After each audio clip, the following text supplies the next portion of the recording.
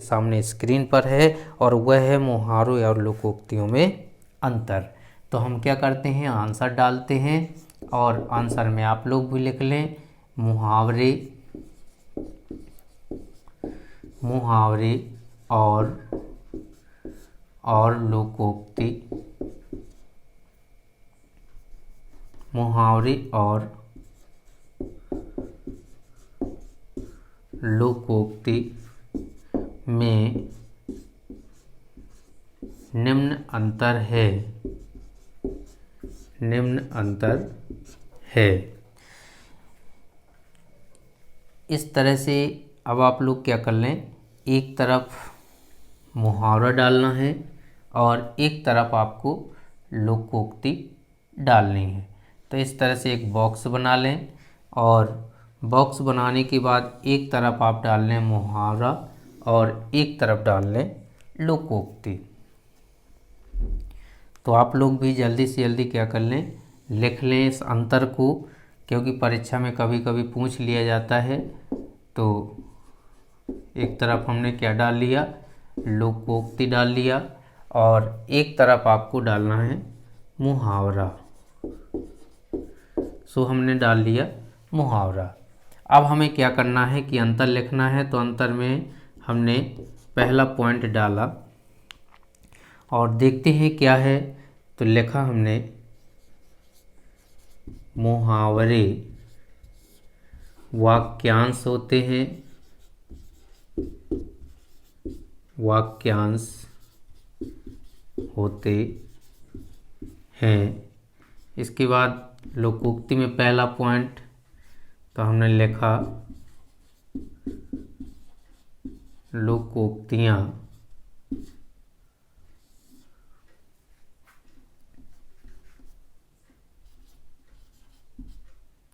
जो लोकोक्तियाँ होती हैं, लोकोक्तियाँ कैसी होती हैं, पूर्ण वाक्य होती हैं।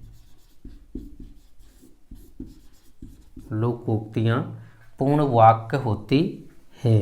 इसके बाद दूसरा हमने अंतर बनाया तो लिखा हमने मुहावरे। तो मुहावरों के अंत में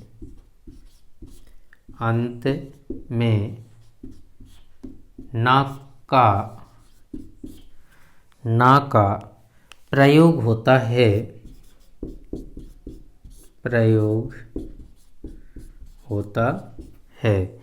कौन से ना का प्रयोग होता है, ये बड़ा ना का प्रयोग होता है दोस्तों। किसके अंत में होता है, ना, मुहावरों के अंत में होता है। तो ये एक मुहावरों की क्या होती है, पहचान होती है कि जिन कह दे मुहावरों के अंत में ना होता है, जुड़ा होता है, लगा होता है, वो आपका क्या होगा, मुहावरा होगा। अगर ना नहीं लगा हुआ है तो हम क्या कह देते कि वो क्या है, लोकोक्ति है। तो लोकोक्ति में हम क्या करते हैं, दूसरा अंतर लिखते हैं कि लोकोक्तियों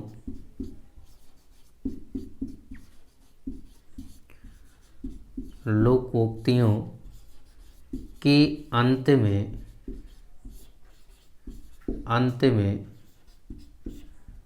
ना का प्रयोग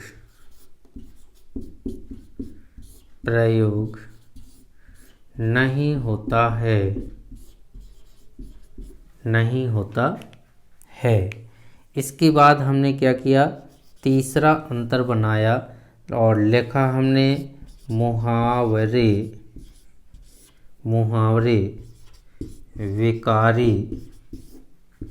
विकारी होते हैं।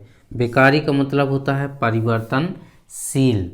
क्या होता है, विकारी मतलब जिनमें विकार या परिवर्तन हो सके। तो जो मुहावरे होते हैं वो क्या होते रहते हैं, चेंज होते रहते, परिवर्तन होता रहता उसमें। इसलिए हमने कह दिया मुहावरे क्या होते हैं, विकारी होते हैं। और लोकोक्ति के लिए क्या कहते हैं अपन, कि जो लोकोक्तियाँ होती हैं,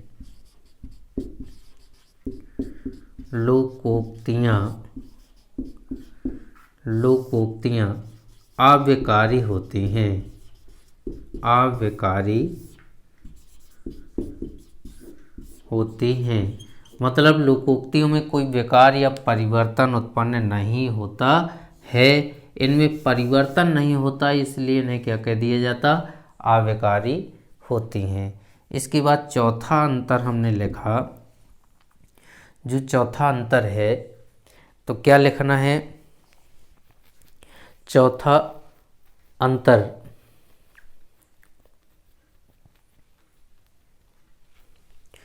चौथा जो अंतर है, चौथे अंतर में हमें लिखना है मुहावरे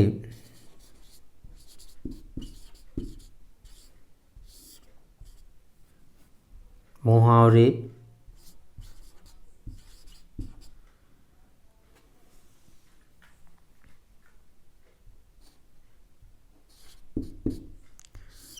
लक्षणा शब्द शक्ति, सुनी होगी आप लोगों ने, लक्षणा शब्द शक्ति पर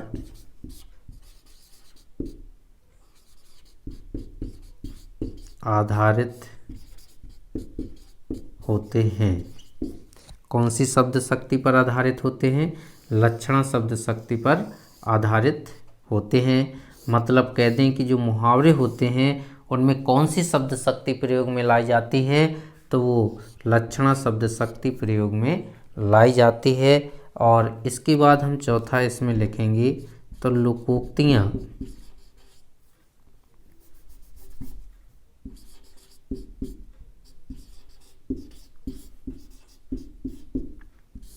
लोकोक्तियाँ क्या होती हैं,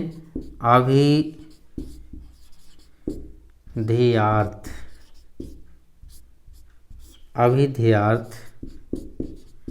होती हैं। अभिधेयार्थ का मतलब है अभिधा शब्द शक्ति।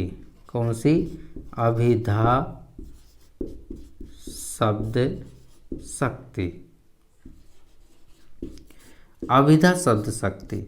अभिधेयार्थ का जो मतलब है वो अभिधा शब्द शक्ति है, यानी जो लोकोक्तियाँ होती हैं वो अभिधा शब्द शक्ति पर आधारित होती हैं, जो मुहावरे होते हैं वो लक्षणा शब्द शक्ति पर आधारित होते हैं।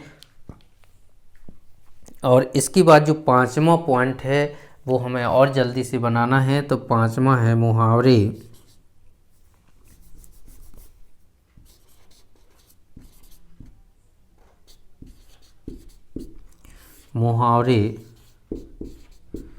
भाषा के श्रृंगार होते हैं। क्या होते हैं, भाषा के श्रृंगार होते हैं। और इसके बाद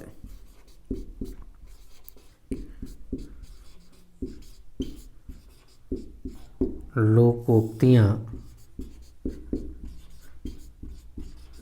साहित्य की गौरव होती हैं।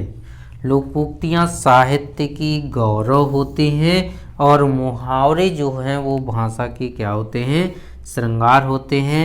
तो ये आपका अंतर है मुहावरे और लोकोक्तियों में। तो आप लोग क्या कर लें, जल्दी से जल्दी लिख लें। और मैं एक और आप लोगों से बात बताना चाहता हूँ कि परीक्षा में कभी कभी क्या करता है कि 4 मुहावरे या लोकोक्तियाँ दे देगा और उसमें पहचानने के लिए दिया जाता है दोस्तों कि इसमें से कौन सा मुहावरा है या इनमें से कौन सी लोकोक्ति है। तो आप लोगों को इस चीज़ का ध्यान देना है पहचान करने में कि मुहावरा यदि होगा तो उसके अंत में क्या होता है, ना होता है। तो इस तरह से आप लोग मुहावरे और लोकोक्ति की पहचान कर लोगे। अगर यहाँ से नहीं भी आपको पता चलता कि मान लीजिए 2 ऐसे मुहावरे जिनके अंत में ना नहीं आया है, तो आपको क्या करना है कि यहाँ से पता चलेगा कि जो मुहावरे हैं वो क्या होते हैं, वाक्यांश मतलब छोटे होते हैं, और जो लोकोक्तियाँ होती हैं वो पूर्ण वाक्य होती हैं मतलब बड़ी होती हैं। तो जो छोटा सा लगे वो मुहावरा और जो बड़ा सा होगा वो क्या होगा, लोकोक्ति होगी। तो यहाँ से भी आप लोग पता लगा सकते हैं। फिर अब आज की वीडियो में इतना ही, अगली वीडियो में फिर मिलेंगे हम आपसे।